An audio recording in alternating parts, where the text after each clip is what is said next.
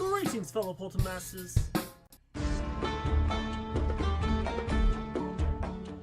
Greetings, fellow Poltermasters. I am Crash Rowsell, and it's once again time to crash the skies with another reading of Make3.0Shine story, SkyTuber's Awakening. He released 5 more chapters over the last little while. I'm terribly sorry it's taken me this long to read it out to you guys. I've already read it, but I haven't read it out to him. So, yeah. Anyways, are you ready for more terrible SkyTuber impressions? Because that's what this series is.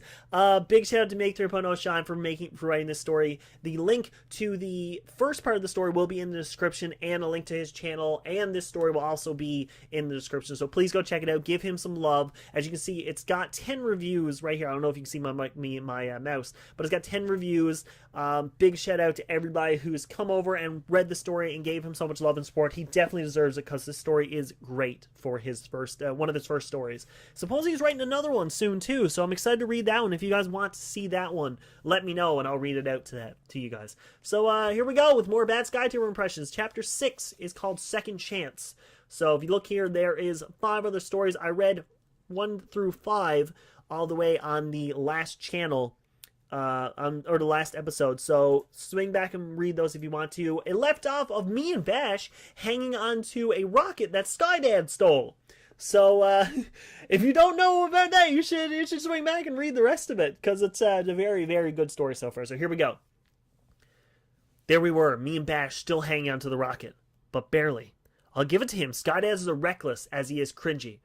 Alright, Crash, I'm gonna do something, Bash said. Suddenly he started trying to climb the rocket. His claws were just pointy enough to get a grasp right into it. Suddenly, when he was just at the door, SkyDad had to make everything a little bit harder. He opened the door and saw us hanging on. You two! Do you not know who you're messing with? SkyDad asked. I'm not a SkyTuber. I am the SkyTuber. You and your friends, you're just amateurs. Bash didn't take this well. Well, you know what? Bash said. At least they actually care about Skylanders. Don't try to put Hello Neighbor or Bendy in the Ink Machine in every other videos or smell like cheese. Seriously, take a shower. SkyDad suddenly got even madder. That's it! He kicked one of Bash's claws, causing him to only hold on with one hand, or one paw. I am Activision's favorite SkyTuber! I'm the one who gets the Skylanders for free! What do you get? Nothing! SkyDad proclaimed, about to step on Bash's other hand. However, Bash got an idea. Crash, go high! He warned, before flinging me onto the rocket on top of SkyDad. I'm sitting on, like, my hand up there, gonna punch him in the head. Listen here, Duddy, I said. I don't care what Activision thinks about you. I don't care how mad Master Ian is going to be. I only care about justice. And with that, I threw him off the rocket into space. He had an astronaut suit, so I wasn't trying to kill him, but I needed to do that. I grabbed Bash's, I'm gonna say paw, and pulled him into the rocket, which was soaring higher and higher into the atmosphere. Okay, Bash, my boy! Okay, Bash, my boy, do you know how to steer a rocket? I asked. What do Skylanders not know how to do? Bash replied. Trick question! They know how to do everything! Bash grabbed the steering wheel and started to rev the engines. Wait! I hesitated, as much as I hate to say it. We can't leave SkyDad here. Crash, Bash sighed. You really are a hero. Without warning, I put on a spare space suit, geez, that's hard to say, and went out into space. He looked at me angrily, and I can't blame him. Throwing him out into space was a bit extreme. Still, I had to take out my anger. I grabbed his hand reluctantly and threw him back into the rocket. I came in after him and closed the door at last. Why? Why did you do that? SkyDad asked. I was so bad to you. I didn't deserve that, did I? I laughed. I guess everyone deserves a second chance. Hey, he said it! That's one of his shows! Thanks, man. That was chapter 6 called Second Chance. Let's pop over to chapter 7 here now. Shifting the Blame. This is a pretty long one, so get ready for this one. Oh. That was good. I like that little second chance reference at the end. I gotta take a quick drink before we continue here. But I like that. Even giving SkyDad a second chance. Nah, that would never happen. I may be a good SkyTuber and a good friend, but I will leave him out there forever. Chapter 7, Shifting the Blame. At last, we arrived at Skylanders Academy. Bash had really good flying skills, considering he's a flightless dragon. We finally got off, but then SkyDad pulled my shoulder.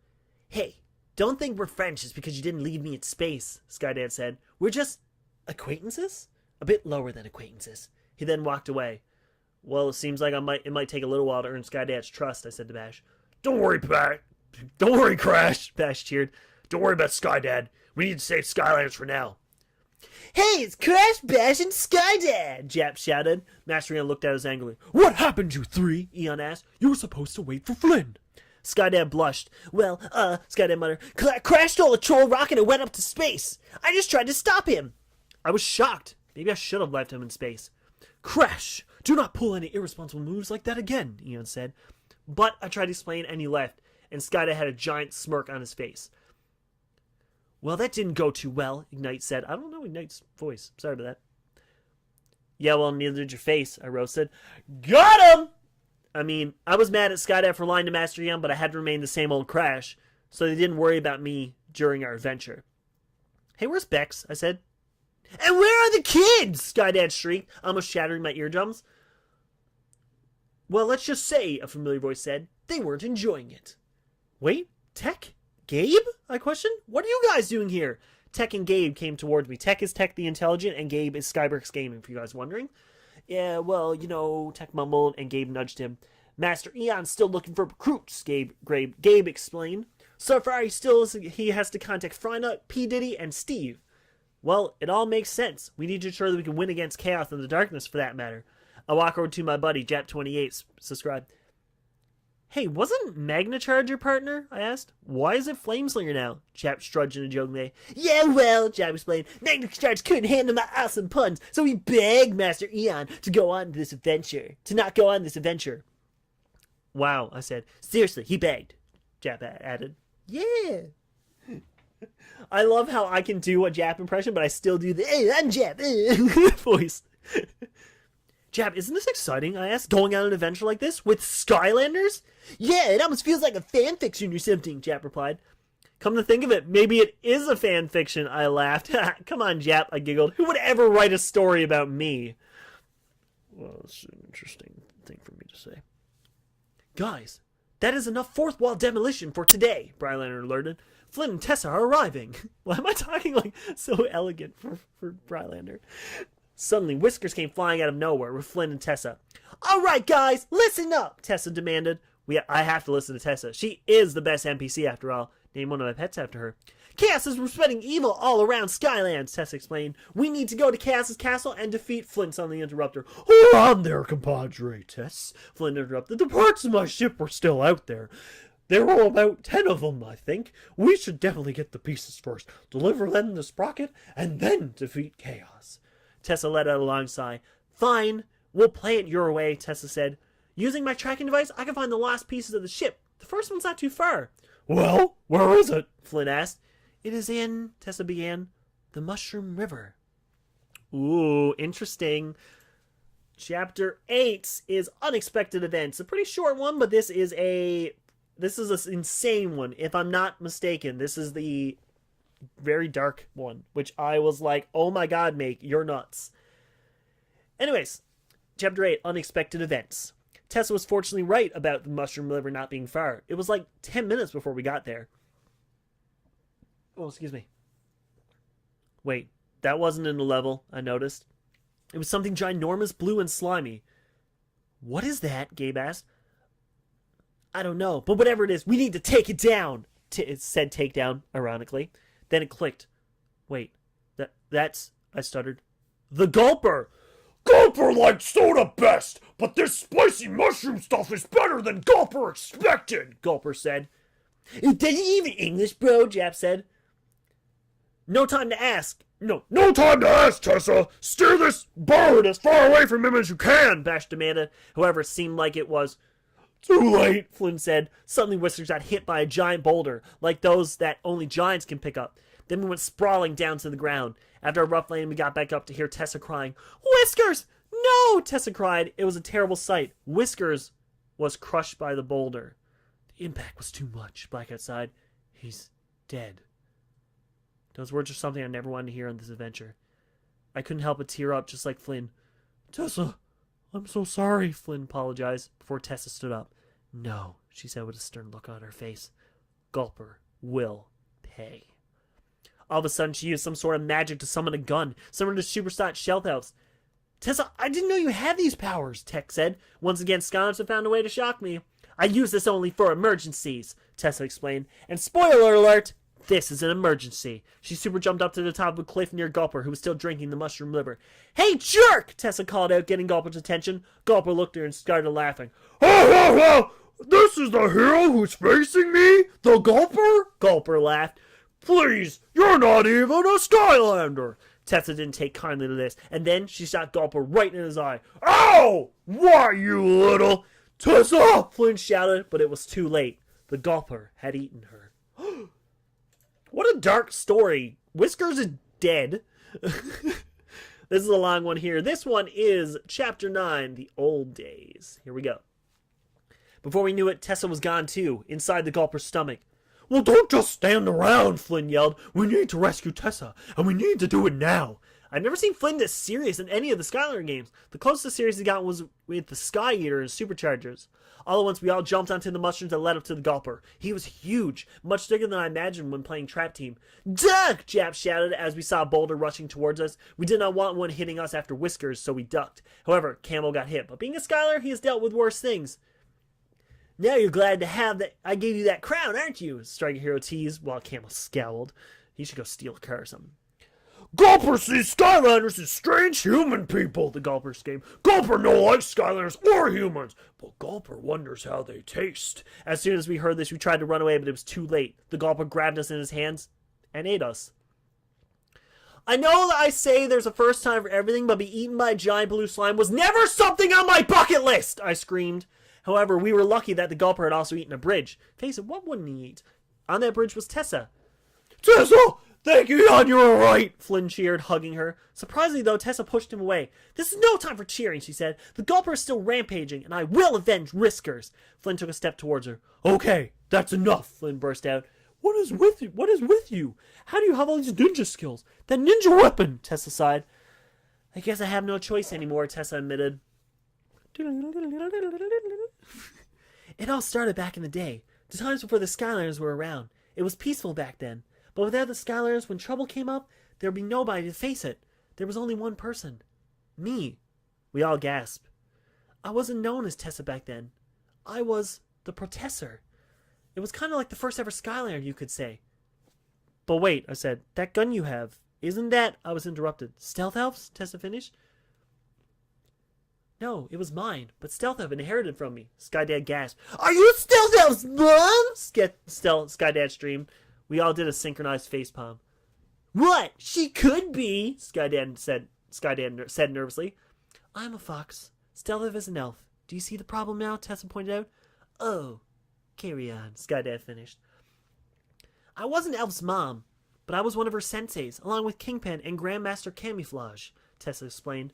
We used to train her all of her skills she knows now, which is why she's so overpowered now. Jeez, why does Stealth Elf keep giving me more reasons to like her? Now she's trained by the best NPC? Come on, wow! So then, why did you quit? Flameslinger asked. It was all because of that meddling Golden Queen, Tessa said. You see, as a ninja, I had these super powerful blades, which were enchanted. The Golden Queen knew she could use that power for her benefits, to advance her gold-making process. So she said that if I didn't hand over the blades, she would turn the whole of Woodboro to gold. So I had no choice. I handed over the blades. I kept the gun, but I was hopeless without the magic of my blades on the side. We took a deep breath. Wait, the Protessor, Flynn wondered. I swear my father told me stories about that legend. How is it possible for us two to look the same age if when you were alive before I was born? Well, you know the fountain in Woodboro, Tessa reminded, which Flynn nodded? It's the fountain of youth, which is how I say so young. Suddenly everything started to rumble. Hey guys, Portal Master 935 on here, and in today's video, whoa, what's happening? Portal Master asked. The Gulper must... No. Well, let's get Brylander's voice. Well, the Gulper must be burping. Now's our chance to escape, Brylander said. That was good. And then we took a leap of faith. That was Chapter 9. Chapter 10, this is the last chapter for now until he writes more. We'll get more into that. This one's called Take a Big Gulp. Luckily, we made it. The air current traveling from the Gulper's burp carried us along with it. Remember to take a triple shower after this adventure, Flameslinger noted. Then we were finally out of the Gulper's stomach. Huh? You again? The Gulper said. Get back in there! Tessa shook her head. Sorry, Gulper, but you're gonna have to pay for the consequences of what you did to Whiskers, Tessa replied, getting out her blade gun. The Gulper laughed. Do you really think you have what it takes to defeat me, the Gulper? The Gulper giggled. Well, we don't think so. We know so, I added. The Gulper turned away. Fine! Do your worst, heroes! The Gulper mocked. Okay, so if we're going out trap team, we need some really bad soda, Gabe said. Hey, I got this soda in my pocket that I haven't drank in a year, Takedown said. Everybody stared. Why didn't you dispose of it? Eruptor said. Because it's my lucky soda, okay? Takedown screamed. However, while he was screaming, Blackout took the soda and using his dark magic made the soda the size of the Gulper. Gulper, he said. We surrender, okay? You'll win. Take this soda. He did the hands thing. The Gulper licked his lips with a grin. I knew you'd come around, the Gulper teased, taking a big gulp of the soda. What we expected was for him to get smaller, and we put him back in the Crowd Clacker prison. That didn't happen. Instead, he exploded all over us. Remember to take a quadruple shower? Flameslinger renoted. Ha! That's what you get for messing with my best friend, Tessa said, sticking her tongue out. Oh, how do we get home again? Flynn put his arm around Tessa. Don't worry, Professor. No, I think she said, how do we get home again? Flynn put his arm around Tessa. Don't worry, Professor. I have Hugo's phone number. I'll just call him and we'll go home, Flynn reassured. I don't think you'll be doing that, 3 voices said. When we looked behind us, it was even worse than Gulper. It was 3 Gulpers. He multiplied from the explosion. Well, I guess I won't be calling Hugo, Flynn accepted before being interrupted. No! Call Hugo! But just run! Bash said, and so we did. Over the rocks and far away, we kept running. Luckily, being slimes, the Gulpers weren't even close to catching up to us. Eventually, we reached the cliff. Guys, it's me! Hugo yelled from below. Down there, he had a ship we were lucky to jump onto. Could you just come up to us? I don't know, Thumpback's voice. No, I have this blue slime in my propeller. I need you guys to get it out, Hugo explained. We jumped down and immediately recognized the slime. Not only that, but the slime also recognized us.